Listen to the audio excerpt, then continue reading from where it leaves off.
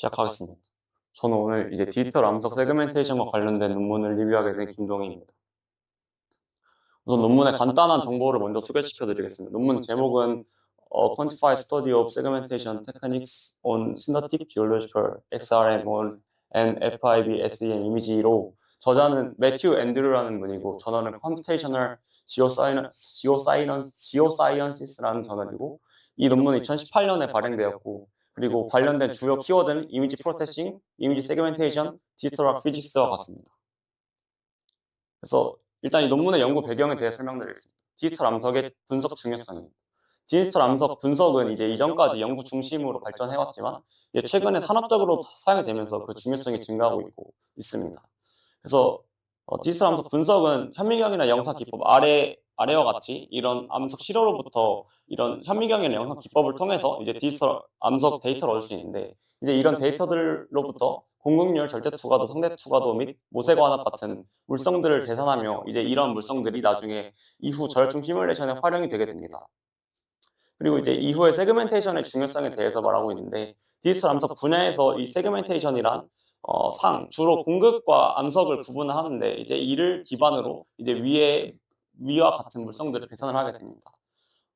하지만 이제 이런 세그멘테이션 단계에서 맨 처음부터 오차가 존재를 하게 되면 이후 이 물성을 계산하는 과정에서 이제 오차가 생기게 되고 이는 결국 저혈중 시뮬레이션의 오류로 이어질 수가 있습니다. 그래서 이제 전통적인 세그멘테이션 방법의 한계에 대해서 말하고 있습니다. 전통적인 세그멘테이션 방법은 이제 원본에는 존재하지 않는 현상인 아티팩트나 이제 노이즈로 인해서 데이터가 복잡할수록 큰 오차를 유발을 하게 됩니다. 그래서 이제 이러한 방법을 해결하기 위해서 사람의 시각적 판단을 통해서 이제 사람의 시각적 판단을 통해서 이제 이 오차를 보완하고자 하였으나 데이터가 대용량화가 되면서 이제 이러한 확장성이 떨어지게 됩니다. 따라서 이 논문에서는 기하학습 기반 디지털 암석 세그멘테이션 방법을 통해 전통적인 세그멘테이션 방법들과 정량적 성량을 비교하고자 합니다. 좀 더 자세히 설명하면 암석 유형 및 해상도에 따라서 성능을 평가합니다. 이제 아래 그림은 위에서 설명드렸던 이제 그 아티팩트와 노이즈의 예시로서 A가 정상 데이터고 B가 이제 노이즈를 가진 데이터. 이제 공극과 암석의 구분이 뚜렷한 그 사이사이에 이제 노이즈가 낀 것을 확인할 수가 있고 C는 아예 A에선 존재하지 않던 저런 동심원 같은 현상이 발생을 하고 있는 것을 확인할 수가 있습니다. 그래서 방법론입니다. 전통적인 세그멘테이션 방법은 크게 두 가지가 존재를 합니다. 오추 방법이라 불리는 OTSU 방법은 이제 아래 그림과 같은데 이제 맨 처음 데이터에서 이제 저런 공극과 암석이 뚜렷하게 구분이 되는, 그러니까 세그멘테이션 되는 자료로 이제 세그멘테이션 하는 방법인데 이제 이 방법은 이 각각의 공극과 그 암석이 가지고 있는 이 각각의 클래스 간의 분산을 최대화하도록 각 공극과 암석의 클래스 간 분산을 최대화하도록 인백값을 자동 선택하는 방법입니다. 그리고 두 번째 방법인 워터쉐드 방법은 이러한 이미지를 밝기에 따라서 지형도로 판단을 하는데 그래서 만약에 공극이 가장 어두운 부분, 그러니까 어두운 부분이니까 이제 낮은 부분으로 판단을 한다면 이제 그 공극에서부터 물을 채우고 그 공극과 공극끼리 그 만나는 이제 그 물이 모이는 구역 자체가 유역이 돼서 서로 다른 공극들이 만나는 그러한 경계선 자체가 분할 경계가 되는 방법입니다. 앞서 설명드렸다시피 이제 이러한 전통적인 세그멘테이션 방법들은 아티팩트 및 노이즈에 취약하고 이제 수작업으로 세그멘테이션 하는 방법은 확장성이 떨어진다는 특징이 있습니다. 그래서 이 논문에서 이제 제시한 방법은 기계학습 기반 세그멘테이션 방법으로 랜덤 포레스트 모델을 사용하게 됩니다. 랜덤 포레스트란 입력 번수를 기준으로 데이터를 분류하는 이 결정트리를 다수로 사용해서 종합하는 방법으로 아래 그림과 같이 다수의 결정트리를 사용해서 이러한 결정트리들의 의견을 종합해서 사용하는 방법입니다. 그래서 이 논문에서는 기존에 사용했던 전통적인 방법들은 밝기만 이제 고려를 했었는데 이러한 기계학습 기반 세그멘테이션 방법은 밝기만 고려하는 것이 아니라 질감 아니면 스케일 정보를 함께 볼 수 있는 특징들을 이용을 해서 총 33개의 특징을 사용을 하게 됩니다. 그리고 또한 랜덤 포레스트 모델이 분류를 하고 이제 그 이후에 사용자가 라벨링을 이제 만약에 오분류가 발생했다면 사용자가 라벨링을 수정을 하고 이제 다시 랜덤 포레스트 모델이 처음부터 다시 학습을 하고 이제 이러한 반복을 통해서 결국 이제 만족하는 학습 정도를 달성할 때까지 학습하는 방법을 사용했습니다. 그래서 이 논문에 사용된 데이터는 크게 두 종류입니다. 첫 번째는 엑스레이 마이크로스코프 줄여서 XRM 사암 데이터입니다. 이 데이터는 XRM을 통한 벤더하이머 지층의 사암 데이터를 사용했습니다. 이 데이터는 격자 하나의 사이즈가 모든 방향에서 동일한 8.96 마이크로미터인 3D 데이터로 총 격자 크기가 1024 x 1024 x 1024입니다. 이 사암 데이터에서는 공극 및 암석으로 총 두 가지의 상이 존재를 하며 이제 이후에 이 랜덤 포레스트 모델을 학습하기 위해서 기준 데이터를 만드는데 이제 그 과정에서 XRM에 관련된 특징이 사용돼서 XRM에 대해서 좀 간단하게 설명드리겠습니다. XRM은 이 시료를 회전시키면서 각도별 2D 데이터를 획득하고 이 2D 데이터로부터 물체의 내부의 구조를 복원하는 변환 방법을 사용해서 결국 3D 데이터를 획득을 하게 되는 방법입니다. 이제 두 번째 데이터인 FIB-SEM 셰일 데이터에 대해서 설명드리겠습니다. 이 데이터는 FIB-SEM을 통해서 얻어진 바카-무에트라 지층의 셰일 데이터이고요. 그 다음 이 데이터는 격자 하나의 사이즈가 앞서 설명드렸던 사암 데이터보다 좀 더 고해상도인 5나노미터로 총 격자 크기가 XYZ 방향으로 1024 x 861 x 606의 크기를 가지고 있습니다. 이 셰일 데이터에서는 총 5개의 상이 존재를 하게 되는데 그 상은 각각 공극, 유기물, 석영, 방해석, 황철성 등이 존재를 하고 있습니다. 이 FIB-SEM에서는 이 공극을 통해 단면의 경계가 흐려지는 포어백스라는 아티팩트가 존재한다는 이러한 특징이 있습니다. 이제 이후 랜덤 포레스트 모델을 학습하기 위한 기준 데이터를 생성을 하고 그리고 이제 그 방법을 평가하기 위한 합성 데이터를 재구성하는 과정입니다. 맨 처음으로 XRM의 사암 합성 데이터 재구성하는 과정입니다. 이 논문에서는 촬영 과정에서 생기는 아티팩트 및 노이즈를 최대한 재현하기 위해서 아래 순서와 같이 재구성하고 있습니다. 맨 처음 XRM을 통하여 원본 3D 데이터를 획득합니다. 그림에선 A의 경우입니다. 그리고 이후 앞서 설명드렸던 기계학습 기반 방법, 이제 랜덤 포레스트 방법과 사용자가 수작업으로 수정을 하는 그러한 방법을 통해서 결국 공극과 입자로 세그멘테이션 하게 되고 이는 그림 B와 같습니다. 그리고 이후 그림 B에서 이제 각 상 공극과 암석의 이 밝기 스케일을 그 그림 A의 평균 밝기로 각각 조정을 하게 됩니다. 그래서 이렇게 조정된 결국 이 3의 순서로 인해서 얻어진 결과가 저희가 이제 이후 랜덤 포레스트 모델을 비교하기 위한 기준 데이터가 되게 됩니다. 그리고 이후는 이제 이런 기준 데이터를 앞서 설명드렸던 역변환 과정이 존재를 하는데 그 역변환 과정이 아닌 변환을 통해서 다시 이전 2D 데이터 형태를 되돌리게 됩니다. 그래서 이러한 2D 데이터를 형태를 되돌리고 이제 이 2D 데이터 형태에서 다시 노이즈를 추가를 하게 됩니다. 그래서 노이즈를 추가한 2D 데이터 형태가 그림 C와 같습니다. 이렇게 2D 데이터 형태로 만들고 노이즈를 추가하게 된 이유는 우리가 앞서 설명드렸던 촬영 과정에 생기는 아티팩트 및 노이즈를 최대한 재현하기 위함입니다. 그리고 마지막으로 이제 6번에서 역변환 방법을 통해서 이 노이즈가 추가된 그 그림 C에서 역변환 방법으로 이제 결국 3D 데이터인 이제 그림 D 결국 노이즈가 추가된 이제 데이터를 이제 재구성하게 됩니다. 이제 이후 이제 또 다른 데이터는 FIB-SEM의 셰일 합성 데이터 재구성 과정에 대해서 설명드리겠습니다.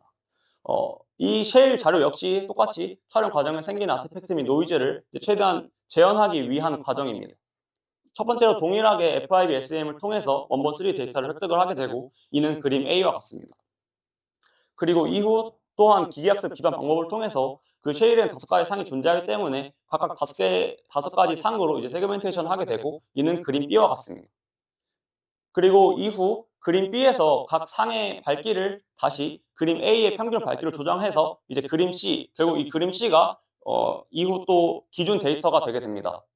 그리고 앞서 설명드렸던 FIB-SEM에서 자주 발생을 하는 포어백스라는 아티팩트를 추가하기 위해서 그림 D처럼 4x라는 아티팩트를 추가를 하게 됩니다. 그리고 이후 이제 이전 전통적인 방법들은 밝기 대비만 이제 신경을 썼었는데, 이제 그러한 밝기 대비 자료만 신경을 쓰는 것이 아닌 질감 대비 자료를 신경 쓰기 위한 과정이 이제 아래도 추가되고 있습니다. 우선 첫 번째로 이제 기존 방법과 동일하게 전통적인 방법과 동일하게 밝기 대비 자료를 만들기 위해서 위 3번 그림 D의 결과에서 이제 노이즈를 추가한 결과가 그림 E와 같습니다. 그리고 질감 대비 자료를 만들기 위해서 3번에서 얻어진 그림 D의 결과에 그 방해석의 평균 밝기를 석영의 평균 밝기와 같게 해서 결국 그림 E에서는 각각이 이 부분에서 구분이 됐었는데, 이제 그림 F에서는 이 부분이 구분이 되지 않는 모습을 확인할 수가 있습니다. 그리고 마지막으로 똑같이 촬영 과정에 생기는 노이즈를 재현하기 위해서 이제 결국 F 자료에서 이제 노이즈를 추가한 자료가 이제 그림 G와 같습니다. 이제 각각의 데이터에 대해서 이제 세그멘테이션 방법별 결과를 설명드리겠습니다. 이제 XRM 사암의 밝기 기준의 세그멘테이션 결과는 다음과 같습니다. 우선 A가 기준 데이터이고, 그 다음에 B가 이제 노이즈의 세기가 0.0, 일단 B, C, D는 노이즈의 세기가 0.01일 때 각각 전통적인 방법들과 이제 머신러닝 기반 방법들이고, 그리고 E, F, G는 앞서 설명드렸던 그 B, C, D의 경우에서 노이즈가 더 세진 0.1일 때 각각의 방법들입니다. 그래서 B와 E는 이제 오추 방법을 썼을 때의 결과이고, C랑 F는 워터쉐드 결과, 그 다음에 D랑 G가 이제 머신러닝을 기계학습을 기반 방법을 활용했을 때의 결과입니다.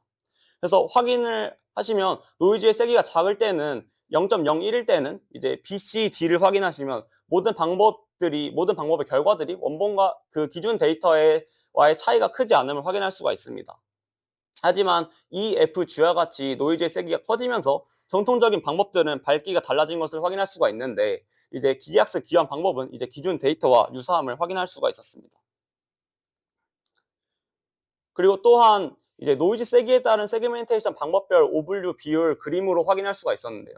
이제 노이즈 세기가 증가할수록 전통적인 방법들의 오분류는 이 그림에서 각각 이제 빨간색이 오추 방법, 그 다음에 초록색이 워터쉐드 방법, 파란색이 기계학습 기반 방법으로 이제 초록색과 빨간색 전통적인 방법들은 이제 노이즈 세기가 0.1일 때 15% 이상의 오분류를 보이지만, 기계학습 기반 방법은 약 5%의 오분류로 이제 가장 높은 세그멘테이션 성능을 보였습니다. 그리고 이후 FIB SEM 쉐일의 밝기 기준 세그멘테이션 결과를 설명드리겠습니다. 이제 그러니까 노이즈의 세기가 10일 때 이제 방법별 세그멘테이션 결과 그림입니다. 이제 그림 A가 기준 데이터이고, 그림 B가 이제 오추 세그멘테이션 결과, 그림 C가 이제 워터쉐드 세그멘테이션 결과, 마지막 그림 D가 이제 기계학습 기반 세그멘테이션 결과입니다. 이제 전통적인 방법들은 이제 노이즈로 인하여 각각의 좀 그림이 잘 보실지 모르겠는데, 이 기준 데이터에서는 이제 제가 빨간색으로 확인했던 부분들에서 이제 B에서는 이제 노이즈가 어느 정도 낀 것을 볼 수 있고, 이제 C에서는 노이즈가 상당히 많이 낀 것을 확인할 수가 있었습니다. 하지만 기계학습 기반 방법의 경우는 이제 기준 데이터와 이제 유사한 결과를 확인할 수가 있었습니다. 그리고 또한 이제 세그멘테이션 방법별 오분류 비율을 확인을 해보면, 이제 노이즈의 세기가 증가할수록 전통적인 방법들은 오분류가 급격히 증가하는 것을 확인할 수가 있는데, 이제 초록색과 이제 빨간색의 경우가 급격히 증가하는 것을 확인할 수가 있어서 이제 노이즈의 세기가 약 30일 때는 전통적인 방법들이 약 50% 이상의 오분류를 보이지만, 기계학습 기반 방법은 약 10%의 오분류를 보여 성공적인 세그멘테이션 성능을 보이고 있다고 말하고 있습니다. 그리고 앞서 설명드렸던 밝기만을 기준으로 하는 것이 아닌 밝기와 질감 모두를 기준으로 했을 때 세그멘테이션 결과입니다. 제가 이제 빨간색으로 친 부분에서 좀 뚜렷하게 확인할 수가 있는데, 전통적인 방법인 B와 C는 이제 질감 대비 이 구역에서 이제 A인 기준 데이터와 매우 다른 결과를 보이지만, 이제 원래 노란색이었던 부분이 이제 아예 다른 색으로 변한 것을 확인할 수가 있습니다. 하지만 D의 기계학습 기반 방법의 경우는 이제 A의 경우와 이제 유사한 결과를 확인할 수가 있었습니다. 그리고 또한 오분류 비율로 확인했을 때도 이제 밝기 대비와 질감 대비가 동시에 존재할 때도 이제 노이즈 세기가 증가할수록 전통적인 방법들은 오블류가 그렇게 증가하지만 이제 기계학습 기반 방법들은 오블류가 급격하게 증가하지 않으면 확인할 수가 있었습니다. 그리고 마지막 조건인데 이제 밝기와 질감 기준 모두를 사용하는 것이 아닌 질감 기준의 세그멘테이션을 했을 때의 이제 오블류 이제 비율 결과입니다. 이제 전통적인 방법들은 노이즈의 세기가 작을 때와 클 때 모두 이제 50%가 넘는 오블류를 보여주지만 기압습 기반 방법은 노이즈가 많을 때에도 노이즈가 가장 많은 30의 세기일 때도 이제 15% 이하의 오블류를 보여주며 이 결국 기압습 기반 방법이 질감만 고려한 세그멘테이션 결과 또한 우수함을 보이고 있습니다. 마지막 결론 및 고찰입니다. 결론은 기계학습 방법의 효과적인 세그멘테이션을 말하고 있습니다. 이제 이 논문에서는 전통적인 세그멘테이션 방법과 기계학습 기반 세그멘테이션 방법을 비교하고 있습니다. 전통적인 방법에서는 이제 오츠 방법과 워터쉐드 방법들이 사용되고 있으며 기계학습 기반 방법으로는 랜덤 포레스트 기반 방법과 이제 수작업이 같이 사용되고 있습니다. 그다음에 이제 노이즈 비율이 낮을 때는 전통적인 방법과 기하학습 기반 방법이 모두 이제 우수한 세그멘테이션 성능을 보이지만 이제 노이즈 비율이 높아지면서 전통적인 방법에서는 오블류 비율이 결국 증가하게 되고 기하학습 기반 방법은 오블류 비율이 이제 전통적인 방법보다 확연하게 적음을 확인할 수가 있습니다. 특히 질감을 대비를 하고 있는 세그멘테이션 성능에서 이제 기하학습 기반 방법이 가장 우수함을 확인할 수가 있었습니다. 예, 논문을 읽으면서 제가 느꼈던 이제 고찰인데 첫 번째는 여기서 생성했던 이제 기준 데이터라고 하는 것이 사실은 정답 데이터가 아니라 이제 실제 그 방법 또한 기계학습 기반 방법 앞서 이제 논문에 설명드렸던 기계학습 기반 방법으로 설명되고 있기 때문에 이것 자체가 정답 데이터로는 이제 말할 수 없다는 한계를 가지고 있다는 게 제 첫 번째 생각이고요. 두 번째로는 이제 앞서서는 이제 결국 세그멘테이션에 오차가 발생을 하게 되면 이제 물성 평가에서도 오차가 발생을 하게 되는데 여기서는 그냥 오블류 비율만 제시를 하고 이제 그 이후에 이제 물성의 오차가 어느 정도로 정량적으로 변하고 있는지에 대해서는 말을 하고 있지 않아서 제 개인적으로 생각했을 때는 이러한 물성 오차를 제시를 하는 게 더 좋을 것 같다고 생각을 했습니다. 제가 참고했던 참고 문헌이고 감사합니다. 네. 네.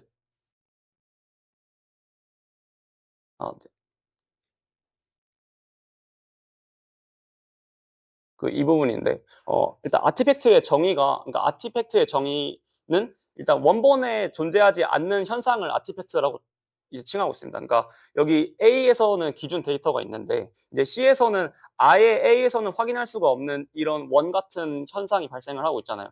이제 이러한 현상을 이제 아티팩트라고 하고 있고 이 현상은 아티팩트의 종류 중에 링 아티팩트라고 하고 있습니다. 이러한 링 같은 현상이 발생을 한다고 해서. 그리고 노이즈는 아티팩트는 좀 어떤 뚜렷한 현상이 생기는, 그러니까 정확히 큰 의미로는 아티팩트 안에 노이즈가 있다고 생각을 하시면 편할 것 같은데, 아티팩트는 이제 저렇게 원본 아예 기준 데이터에서 볼 수 없었던 데이터를 발견할 수 있는 것이고, 노이즈는 이러한 원래 공급과 암석이 이제 A에서는 이제 뚜렷하게 구분이 되고 있는데 사실 B에서는 사람이 보기에는 구분이 되지만 이게 이러한 하나하나의 값이 모두 공극인 부분에서 공극이 아닌 값을 말하고 있는데 이제 이러한 값이 이제 노이즈라고 할 수 있습니다. 혹시 이해가 되셨을까요? 네. 또 다른 질문. 네.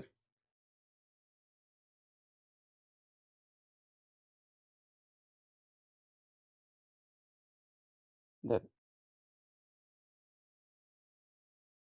이제 노이즈 비율이 높아짐에 따라서 그러니까 각각의 방법들의 성능을 정량화하기 위해서 이제 결국 노이즈를 추가하는, 그러니까 저희가 실제로 촬영을 할 때도 이제 아티팩트랑 노이즈가 생기게 되는데 이제 근데 실제 상황을 가정한 것이 아니라 그러니까 가정을 해야 되는데 연구에서 만약에 이런 아티팩트랑 노이즈를 다 제거를 하게 되면은 결국 실제 전통적인 방법과 이 기계학습 기반 방법을 명확하게 비교를 할 수 없기 때문에 이제 그래서 실제와 같이 이런 아티팩트와 노이즈를 추가를 하게 된 겁니다. 혹시 또 다른 질문 있을까요? 아니면 네.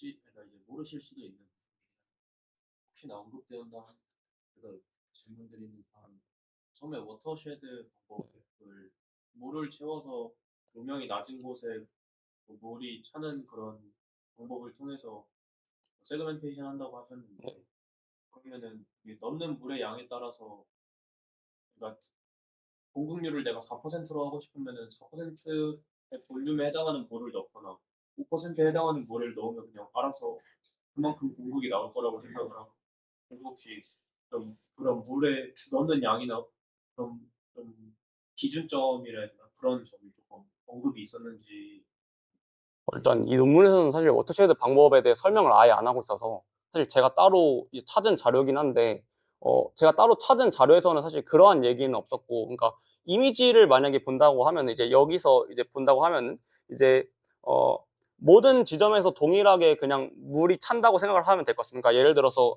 이 혹시 보이시나요? 이 공극과 이 공극에 각각의 물이 차게 된다면, 그러니까 중앙에서 만약에 물이 차게 된다면은 이제 결국 여기서 차는 것과 이 지점에 차는 것이 이제 그러니까 만약에 이 경계가 존재를 한다면 이 결국 거리가 같게 되면은 이 차게 되는 속도는 같으니까 결국 이 같은 경계선이 생기게 될 텐데 이해가 되셨을까요? 이제 그러한 방법을 설명하는 게 이제 워터쉐드 방법입니다.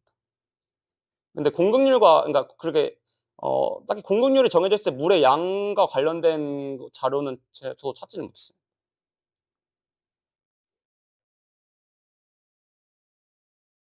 네.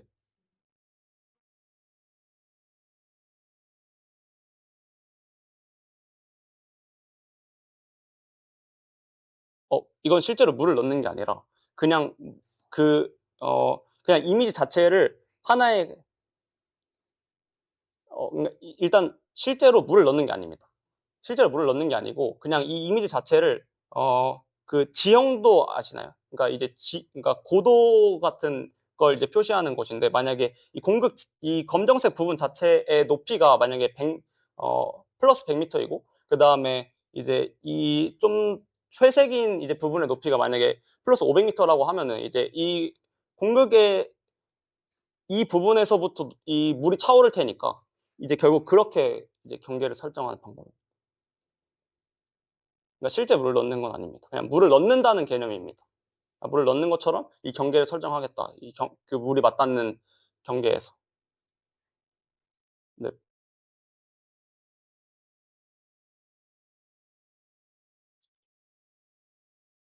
이 방식은 언급이 되어 있는데 설명 좀 복잡해서 제가 넣지는 않았는데 일단 그 지금 보고 계시는 부분이 이 XY 단면이거든요.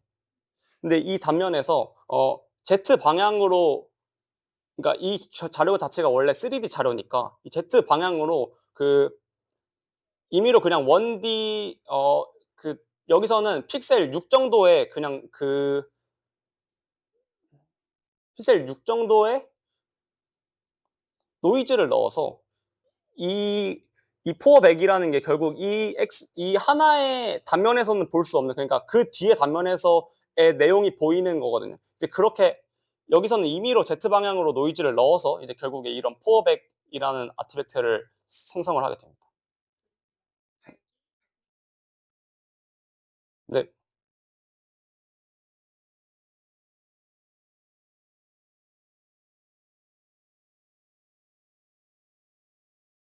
네, 가능합니다. 근데 원래 전통적인 방법에서는 그러니까 밝기만 사용하는, 그러니까 밝기를 중점으로 활용을 이제 되어 왔습니다. 이제 그게 성능이 가장 좋기 때문에. 근데 마지막에 이제 질감 부분에서 이제 보시면 이제 이전에서는 그 여러 방법들이 모두 노이즈가 적을 때에는 이제 모두가 적은 오블류를 확인할 수가 있는데 근데 질감만 활용했을 때는 노이즈가 적을 때에도 매우 높은 오블류를 보여서 여기서는 그러한 점에서 이 기계학습 기반 방법이 효과적이라고 말하고 있습니다.